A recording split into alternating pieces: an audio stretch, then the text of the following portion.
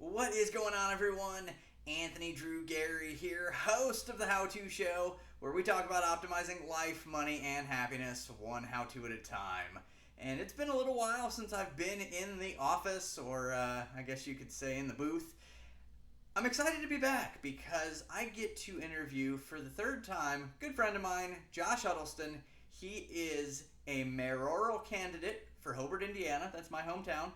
He's doing some really creative and unique things that I would say I've not seen out of another political candidate.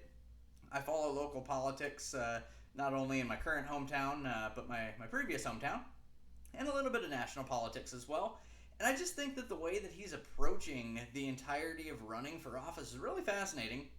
Wanted to get him on to talk about his story because the last time I had him on, we were talking about essentially how to campaign. This was prior to him announcing that he was running for mayor, and so we've got new things to talk about. And without me belaboring any of these points, let's bring Josh on. Let's find out what he's up to. Josh, welcome back to the How To Show. Let's jump right in, shall we?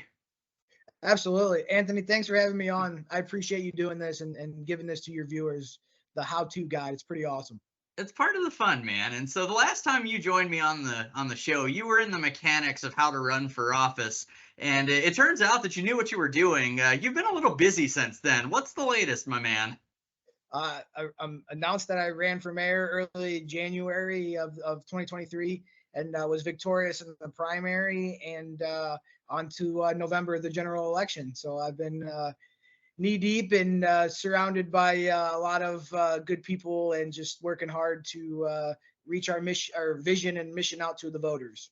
Yeah, so I want to frame this episode as to how to run for office in 2023 because I've been, following along in the background a little bit of some of the things that you're doing, and I think it's worthwhile to capture this because what the strategies that you're implementing in a setting where you're trying to run for mayor of a town, a city that's got approximately 30,000 people, you're reaching more of them than I think might typically be done. And so I just want to get inside your head as to what are you doing? What are you doing that may not be standard? How did you think of this? Who was helping you along the way? And let's just dive into what's been going on lately. Yeah, so I mean, on a local level, obviously it's a little different than a national level. But a local level, I mean, we're a city of 30,000 people, so it's not massive, but it's also not small. And so one of the things that we try to do is one of the advantages that I have is youth and technology on my side. So I grew up in an era of computers and cell phones and so on and so forth. So I'll tell you, Anthony, where it started. We've always been active on Facebook. We've kind of taken a business mind approach to our marketing for our elections. Sharing information, putting good content out on our social so that people interact with it. And we kind of changed the game a little bit from a social media standpoint here locally. We've done a lot of things that a lot of candidates weren't doing. And what I mean by that is, we shared the agenda online, right? Like we have, the council agenda. So I share things going on in the community. But one of the really big things that we did was we had a meet and greet. One of our first meet and greets when I ran for mayor, and there's about 4 people that attended. And while that's great, that's not enough. It's not value. There's no ROI on my time. So I said, I need to make a bigger splash. So one of the things that I did with how busy people are and how everyone, is out doing something and our lives are busy, I have mom and dad both working, in the household. So I said, I need to do something. So I did a live video on Facebook, a live Q&A where anyone could get on there. So it was a meet and greet. My idea was I'm going to bring this to your living room, to your cell phone, to your house, to your car. And I'll tell you what, Anthony, it has been tremendous. The amount of views that we get, the interaction in the community. People like being involved. They like knowing what's going on. And technology, Facebook, social media, text messages, emails are a great way to do that. Yeah, it's really fascinating. You are meeting people where they are, as opposed to saying, "Hey, at headquarters, you can come and talk to us, and you can learn about us as long as you come to our turf." And that's a different way of turning it on its head. It's really fascinating to me. And I've watched a couple of these. I want to commend you because they're completely unscripted. You get your questions live from whatever is on somebody's mind in the episode or the week that you're doing that. And so talk to me in the terms of if you were, let's say you were a presidential candidate, for example, there would be an entire staff of people telling you absolutely not. There's no way you're doing this. You are not answering questions live off the cuff. And you've taken that model and completely turned it on its head. And it seems to be working. Just talk me through about maybe some of the apprehensions you might have had and really how you got to this point where, no, I'm going to attack everything that comes at me head on. So it's ironic that you say that, because when I had the idea to do these live videos and go online, and basically what we do is we answer the questions in the comment section. So I have a tablet, a streaming device, so I'm recording live and I'm looking through the questions on my tablet, and the apprehension, I had to do something, right? So 3 people, 4 people at a meet and greet, time, money, all those things that go into creating a meet and greet. There wasn't that ROI that I was getting. So I had to do something. And I'll tell you, Anthony, I had this big thing. We had to plan for 2 weeks, this live video. We were really unsure what was going to happen. And I got to the recording studio, and the guy that was recording it with me is like, you don't have, he could see that I was a little nervous. I was pacing because I don't know, to your point, I don't know what was going to come in. Yeah. So I said, you know what, I have to do this. This is the only way I'm going to get my message out to as many people. And so against better judgment, I will say, against the things that, it's live. So whatever I say is real. It's not pre-recorded. So there's a lot of opportunity to say something maybe that you didn't mean. So it was real off the cuff. And I just had to do it. And I'll tell you, Anthony, running for election in 2023, voters want that. They want real. They want authentic. They want real people that they can relate to. If you're a robot, or you're reading from a projector, or you're not being yourself, or you're showing up to events that you normally don't show up to, people see through that. And in 2023, they want a real, authentic candidate, and that's kind of what the live portrays. They're able to see me ask questions. And another thing about it too is, in a meet and greet, you may want to ask a question, but you may be reluctant. You're in person, it's maybe a little intimidating. But on live video, there's probably 100 other people that have that same question. And when someone has the courage to ask it, it's answered, and the other 99 people get that answer. So it's really cool. Yeah, there's a number of different ways I can take this. And so I think that, practically speaking, I want to make sure that we're given tangible, actionable tips. If somebody is in the audience that has some sort of an aspiration in local politics, the style that you're communicating with your constituents, by and large, is very affordable. We're talking a couple of pieces of equipment, a notepad to make sure you jot something down that you don't forget anything, and you happen to be supporting a local business that has some of this technology or a specific room for this, but theoretically somebody could do this in their living room all the same. And so tell me, if maybe, I just want to make sure I'm not missing anything. It sounds to me that you're leveraging several different pieces of technology that are relatively inexpensive and reaching way more people than you would have otherwise. Yeah, I mean, you could do it with your cell phone. You don't even need technology. I mean, if you could do a live video on Facebook, you could do what I'm doing from the comfort of your home, your living room, wherever. You don't need the studio. I chose to go that route to help, a small business that's getting started. So, Yep. That was the route that I chose to go. The technology, obviously, they got the sound absorption, foam boards, and so on and so forth. So I chose that route. But to your point, point well taken. You could do this for nothing. I mean, you could do it in your car as you're driving to, as long as you're paying attention to the road. You can bring a live video to people. And I'll tell you, when on election day, so we won the primary. I can't tell you how many people came in and said, hey, I saw your live video. That's why I'm here voting for you. Another lady came up to me. I was at an event. She came storming up to me. I'm like, oh, I'm in trouble. She walks right up to me, says, Josh, I just want to let you know that I set a reminder in my phone for 7 o'clock on Mondays to make sure I don't miss your live videos. And so there's people that it's almost like every Monday that we were doing it, they were tuned in. I mean, you see some of the same people, but we're getting a lot more and more people. And now, if there's something going on in the community, they look forward to that Monday night so they can ask that question and get an answer. Yeah, I think that that's fascinating that you're getting these live videos, but on the back end of it too, I know I've been the beneficiary of the fact that these get recorded and then they live in the Facebook ether for ever, I suppose, unless you remove them. And so folks can listen to them the following day if they didn't happen to make it that day, or on their commute, or whatever that looks like. And better yet, I'd love to tell you that you're always being listened to at a regular speed, Josh. But just like people are consuming this video at 1.5 speed, I was able to consume you at 1.5 speed. And don't worry, you're still very eloquent when you're speaking a little faster than normal. I don't know if I could speak much faster. No, but you're right. In the live videos, Anthony, it was a different approach, and we've hit on the live videos a lot because they've really been the moneymaker for me. I've reached a lot of voters. I mean, I think our first live video had like 2,500 views, and to put that in context, we're there might not be 2,500 people that vote in an election.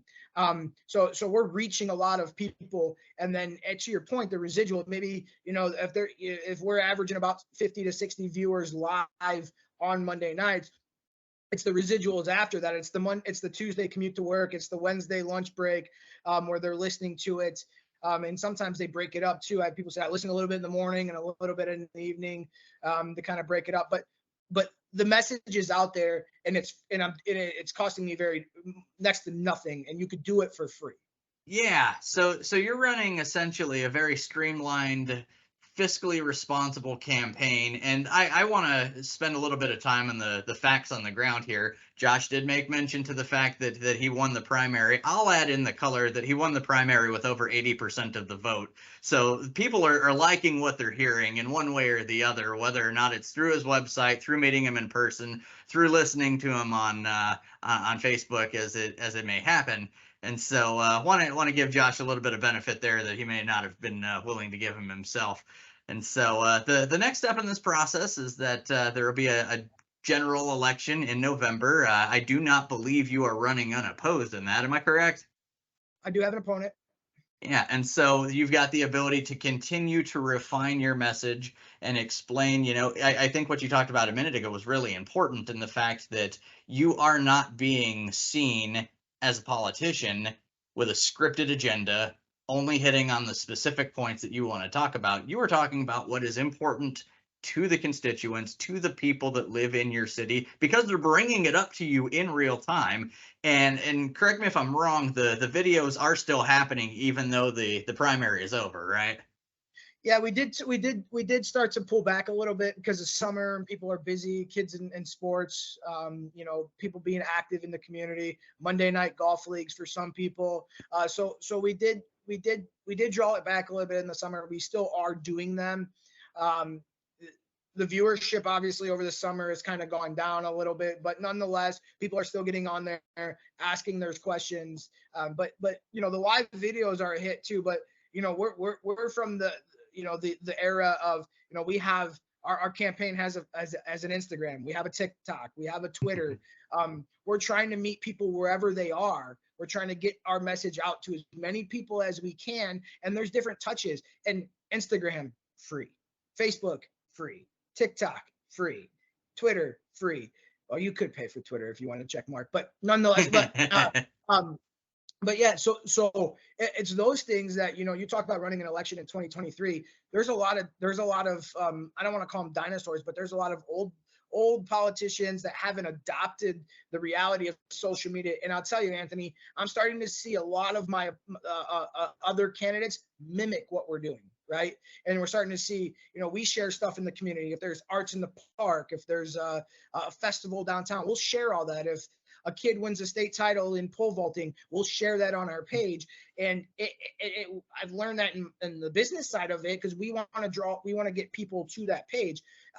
Sure, there's a lot of politics and stuff I share, but I also share good things in the community, things that are happening. And so that constant traction to my page, those constant views to my page, the Facebook algorithms, when I share something that's political, it comes up, they read it, they digest it, and hopefully they like it. But it's that constant feed. And I'll tell you, we're starting to see a lot more people do that. A lot of my, other candidates and even and my opponent to some degree doing that, replicating that process. And when you talk about running for office in 2023 on a local level, embracing the technology and embracing what's available to us at pretty much no cost. Yeah, it's remarkable the number of people that you're reaching that you probably wouldn't have been able to otherwise. And I feel like this is really the first level of campaigns, especially at small municipal levels, where gone are the days where you're running TV ads.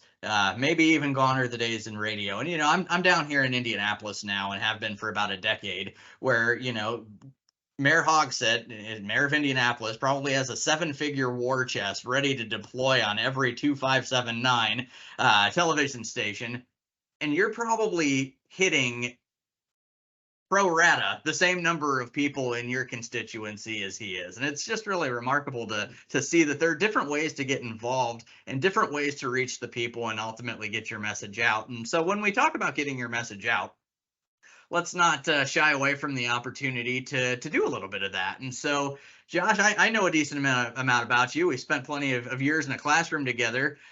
You went on and did some work in different capacities, and now you want to be the mayor of our hometown. Why?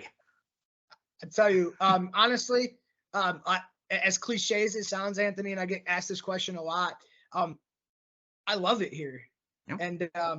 and I'll tell you, when you look out at the horizon of our city and you look at true potential and what the city could truly be, I think we're skimming the market on really what we can truly be as a city, and I want to leave a legacy for my kids and the rest of the people in the community to be proud of Hobart, call Hobart home. And that's kind of what got me excited, is a true potential in our city. And when you look at the things that we can accomplish and the things that some of our surrounding communities do have and we don't have, I wanted the people in Hobart to be afforded those same opportunities. And so that's kind of what got me started in politics to begin with. And so I wanted to carry that on, if elected to the mayor's office. So that's what really got me excited. It's just a true passion of the community, born and raised here. My family's here. My wife's family has, generations here. My grandfather's here in Hobart. So we truly, truly, truly love the city and we want what's best for it. And that's kind of what really got me excited to run for mayor and really be the chief executive of our city and really get it to its true potential. Yeah, I think that, if every person that lived wherever they live could strive, to make that city or that town 1% better than they found it, the collective impact is going to make significant impacts over generations. And I think you're leading the charge in a situation like that. And so the types of things that I'm thinking about when it comes to, again, replicability, the types of things that somebody watching this video could take to their own situation, somebody who is, maybe has the political aspirations, but let's say that they didn't necessarily grow up in the town that they're looking to run for office in, somebody like me who grew up in one place and ended up in a different place for whatever reason. Is what you're doing replicable? How do you start out when that Facebook page that says Josh Huddlestun for mayor only has 4 people who like it? Can you get traction like that still? I don't want to paint the picture that this is really easy, because I know it's not, and I know that you've worked really hard at it.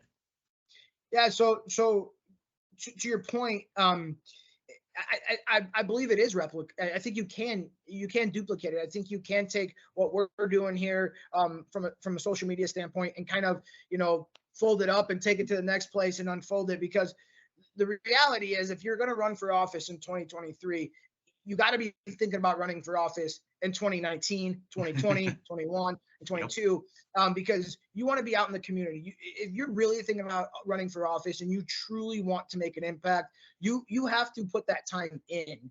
And so you'll develop that base, so when you launch that Facebook page, there won't be 4 likes. So it's important, if you're really considering running for office, that you get involved and you truly care. And once you start caring, people see that. And back to my point, if people want real, authentic people, go be yourself, be out in the community, get to know your community, and then take the live videos. People, I mean, on the unfortunate event of the Titan looking for the Titanic, I mean, how many people were glued to their, watching the news, waiting for that to come through? Because people want to, they're nosy by nature. They want to be in the know. So these live Facebook videos where I'm telling them, hey, 3rd Street's getting paved in 2 weeks.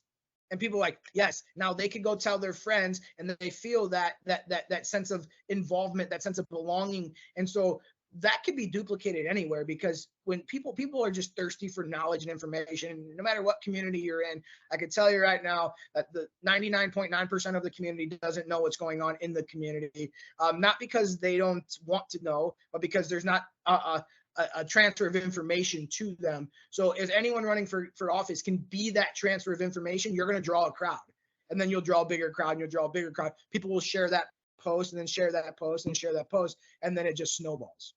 You make a good point there when you start to essentially compare yourself to the news a little bit. You're right. We have the unfortunate timing of the Titanic issue, and that's a national news story, no question about it. Very sad situation. Then you have, quasi-national. You've got regional news. Then you've got local news, and even at that local news level, to your point, nobody is covering when 3rd Street is getting paved. But that's what people really care about, because that impacts everybody in town. And for you to be essentially the news source for things like that in your hometown, especially when, I'm going to call Hobart a landlocked town because it's factually true. The nuts and bolts of what happens in Hobart needs to be covered by someone. And if not you, it may be somebody that doesn't necessarily know what's going on. And so I commend you for being that resource there and presenting it in a way that, is not just you presenting the news. It's you giving folks the opportunity to express their concerns, their feedback, their praises, all of the above, to have a dialogue. Right. And I'm glad that that was kind of the next step to this. Is it's not just delivering the news, it's allowing people the opportunity to say, hey, you're putting a roundabout at XYZ Street. I don't like it. Right. And here's why. Or, hey, what is going on 3rd Street? Oh, we're going to put sidewalks in, or we're going to widen the road and put sidewalks in. Well, I think the sidewalk should go this way and then this way. And then now you've kind of developed that connection. Now you can read, now there's conversation back and forth, and you can open that dialogue. And that's truly kind of this live video is kind of morphed into, because I'll tell you, after the live video, I get message after message after message after message. And it's an opportunity to connect. It's an opportunity to listen to the folks. It's an opportunity to hear them out, because, with social media, let's take it 20 years ago. If you had an issue, what would you do? Where would you go? And so how would you get that message out? You would maybe tell your friends at the, on the 8th hole, hey, I really wish they would. But now you have social media. You have the ability to connect with your constituents and allow them to connect with you in a way that's never been done before. But if you're open to that idea, and I'll tell you, my phone number is on my campaign website. If you go on my campaign website and you find the phone number, you can text me and I can respond to you. And that's what I want to be real. And that's what people want. And they want to get that information, and they want to have that dialogue. And that's what helps it grow.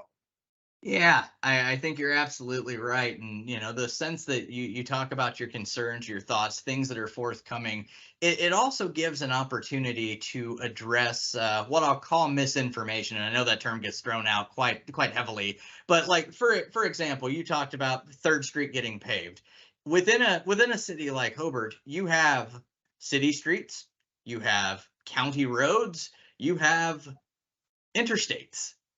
And folks don't always necessarily, I work in real estate development and probably have a greater understanding of some of these things, but there are more than just the folks sitting in the city of Hobart's office to contend with in getting things done, and giving folks the transparency of the things that have to be done in order to make progress is enlightening, because I would say that the general world is not up to speed on that because they have their own problems to deal with. And so I want to just give you a commendation. That's not a word. I want to commend you that that you're taking those things head on. Well, I tell you, that's a great point. And anyone that's thinking about running for office, getting involved and going down to your local city hall and asking questions. All the council meetings, they should have an opportunity for public input where you can ask questions, or getting to know some of your council members currently, getting to know them. I know we've talked about that on previous show, but getting just understanding the process, because to your point, we got state roads in our city. And so when there's a state road being constructed, A lot of the residents and the constituents here will call me and say, I can't believe you're wasting my tax dollars on this. And I tell them, well, that's not me. That's not the city's not doing that. It's the state doing that. Or this is their idea. This is their plan. It's not, it probably is your tax dollars, but it's not the city tax dollars that we're responsible for allocating. So it's just that kind of knowledge that their average citizen doesn't know. And the Facebook video allows that opportunity to get that message across from a reliable source and allow them to absorb that information. And then it cuts down on a lot of the misinformation, if you will. And it really helps people get involved. And that's how that grows. And I think that's why we've got so many viewers, because they're tuned in. And to the point, we want to be in the know. And the Facebook video allows that to happen. Yeah, I really think it is, knowledge is power in this. And at the local level where you can, then share that with your neighbors and, the folks that you watch Little League games with, et cetera, is only to the benefit of everybody in town. And so to rein this back into a little bit about how you're specifically running your campaign in 2023, we're in June now. We've got the 4th of July coming out. We've got a couple of more months of true to life campaigning, potentially debating. I want to know what else is on the horizon. You're going to keep doing what's been working for you the last several months, but what are the other low hanging fruit things that you're thinking about as we get to later this year? So I do want to make sure I want to get this point across, that the Facebook videos are great and they've been I can't quantify what they've been able to do for me. But what I also will say, anyone that's looking for office, you can't just hang your hat on social media as well. So you got to be out in the community. We'll be doing door knocking pretty much. I mean, it'll be starting, end of July, August. We'll be out knocking on people's doors. They say that your age as a percentage is what votes. So 85% of the 85-year-olds vote. And 20% of the 20-year-olds vote. And that's probably pretty accurate. And so, and not all 90-year-olds are on Facebook, but, so you have to get out. So, if you're looking at a horizon for me, anyone that's kind of looking to get into an election or thinking about it in a number of years down the road, is that it's a delicate balance between all of them and utilizing your resources to the best of their ability. So the Monday video, the live videos are great, but we don't do them every day because the other days we're knocking on doors. We're trying to reach, the voters here. And Facebook breaks it down. They let you know who's viewing your stuff, right? The age demographics. They let you know who's viewing it through the business insights if you have a political Facebook page or any Facebook page. Yep. So it breaks it down. So I know, okay, hey, I'm really hitting these 30 to 50-year-old voters right now. How do I reach the 50 to 80-year-old voters? What do I got to do? And that might be knocking on doors. Okay, how do I reach the 18-year-olds? Maybe they're not on Facebook. Maybe they're on TikTok. So we got a TikTok. We're going to reach them there. So if you start looking at the next 4 months, if you will, I'm going to be flexible and nimble with what's happening. We're going to do the basic stuff, the knocking on doors, and some of the other stuff. But from a standpoint of listening to the data and getting the feedback and understanding kind of how it's morphing will kind of dictate what we do. Because with these guys that get stuck in a route of this is the way we're going to do it, or the old school campaigning way, the bumper stickers on the car probably doesn't work anymore, right? But if we put a couple bumper stickers on cars and everyone's like, oh, how do I get one? Now we'll go get more, right? So we're gonna listen to the feedback. We're gonna do a little bit of the old school stuff, knocking on doors. We're gonna continue with the technology, and then we're gonna listen to the data and the feedback and kind of morph into whatever happens. And that's kind of what we've decided as a team, and that's kind of what we're gonna do. Yeah, let's talk about that a little bit. And I'm going to ask what I feel is a hard question, because if I were in your shoes, I feel like it might be a challenge for me. You talk about your team, you talk about we. I know that behind the scenes, there are a lot of people that are supporting you with their time and ultimately their skills. How have you approached asking people to volunteer? How are you getting volunteers above and beyond those who, for whatever reason, just really are passionate about you as a person? Yeah, so it's a number of ways, and that's another great question, right? So there's hey, can you come out and knock on doors with me? Is a tough question, but to the point of technology, right? So we've been able to you could put surveys on your Facebook page, right? And then people can volunteer automatically without that initial ask. You can also ask people, obviously, if you're looking to run for a city that you've lived in, you got friends, family, and potentially coworkers that might outside of work. But if you don't have those people, your mission and your vision and the things that you're able to do through maybe the live videos and gaining that trust, and you can ultimately have to make that ask, right? If you're going to be in elected office, you're going to have to eventually have some difficult, awkward conversations. But the other thing too is through technology. I mean, there's a survey that you could do on Facebook where people can put their stuff in there. On our website has a join now. Join the campaign, and then boom, you receive that information, and you connect with them that way. So sometimes that just takes the ask out. Yep. And so that helps too. Yeah, and so slightly tangential to that, I'd be remiss if I didn't touch on this at least a little bit. How are you approaching fundraising? I know that you're running a champagne campaign on a beer budget, and you're doing a great job at it. For somebody that's trying to do the same type of thing you are, do you have any advice in that arena? Yeah, so I'll tell you, fundraising is one of the biggest challenges. If you're, obviously running for mayor in a citywide, I want people to understand that are watching this, that if you're running for a local office, for a council seat, a ward seat, if you're in a city, each city's different and unique in a sense, right? So it depends on how much money you truly need. Running for mayor in the city of Hobart, 30,000 people, you probably need to fundraise between, let's call it $30,000 to $60,000, somewhere in that ballpark. And it's a challenge, and I'm not going to say it's easy, but we did a fundraiser, and we put a fundraiser together, and people came out, they buy tickets. But the reality is I'm in a fortunate spot that the current elected mayor is not running for office. So typically in an election cycle, the incumbent will get a lot of the money from the people that donate to those specific to mayors. Luckily for me, we're in a situation where he's not running, so that changes a lot of things. And so that does, for me, I've been, it's a little different ball game. But point well taken. You don't necessarily have to raise a lot of money now, because of the social media aspect, because of a lot of those things that you're able to reach voters for free so quickly. Yeah, it seems to me that your fundraising is somehow the expenditures that would follow it are somehow it's the tangible world, right? It's the T-shirts, it's the signs, it's the commercials if you do it, those types of things where that's really in your world just a supplement to the grassroots, the basically the digital media that you're pushing out every so often on Mondays, right? So my first election that I ran and won, Yep. I didn't even get T-shirts made. I couldn't afford them, so I just had my theme colors that were on my yard signs, which was the biggest expense. Which is kind of an old school thing, but yard signs are real, and people want their yard sign in their yard.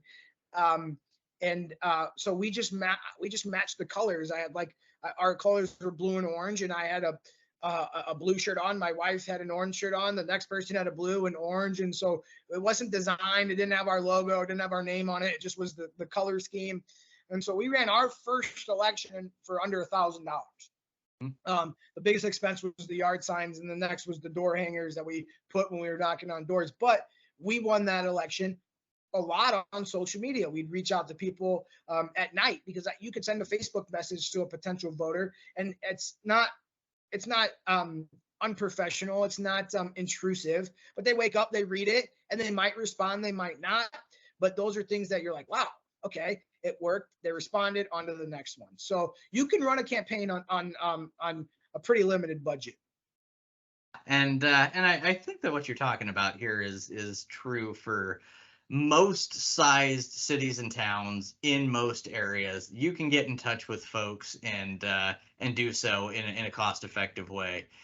So, Josh, you've got a captive audience right now, and maybe these folks live in Hobart because, a good amount of my audience does. Maybe some of them have political aspirations.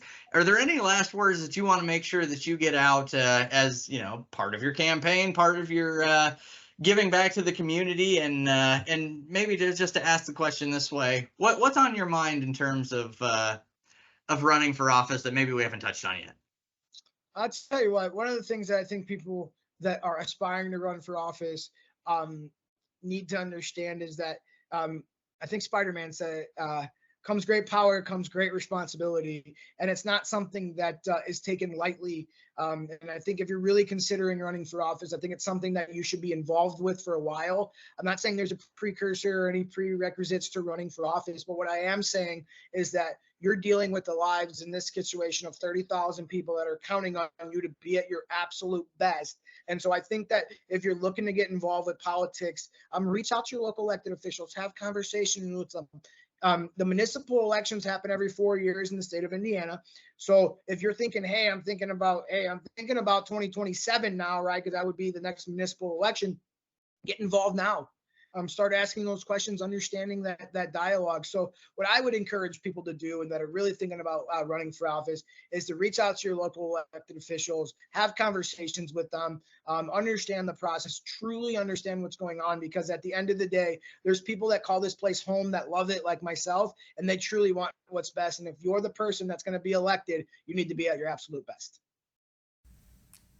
Had a bit of technical difficulty at the end of that episode, but Josh really hammered it home, and I'm glad I had him on the show. Special thanks again to Josh for joining me. And he's absolutely right. If you're going to run for elected office, you need to be bringing your absolute best. And the best way to do that is to reach out to those who come before you. Have a cup of coffee with somebody, invite them for a conversation, get to know those folks and hear their stories. If you've got any interest in that world, reach out to people like Josh. Highly recommend doing it. So that's going to bring this episode of the show to a close. Hopefully you got some value from this.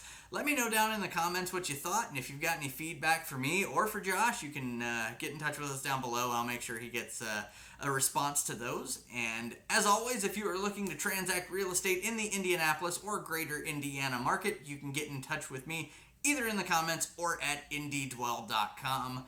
If you want to make sure that the YouTube algorithm gives this episode a lot of love, hit the like button, and you can always subscribe to be the first to know about new content each and every Wednesday that it comes out.